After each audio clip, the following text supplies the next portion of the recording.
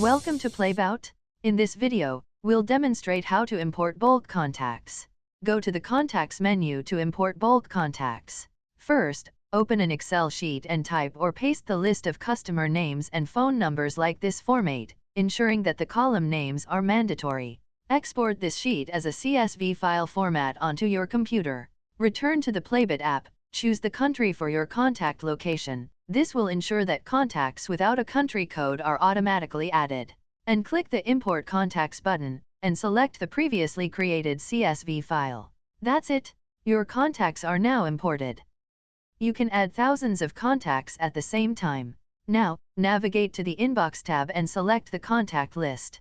Here, the app displays the imported contacts. Simply choose a contact and send them a template message of your choice. That's all. Thank you for watching.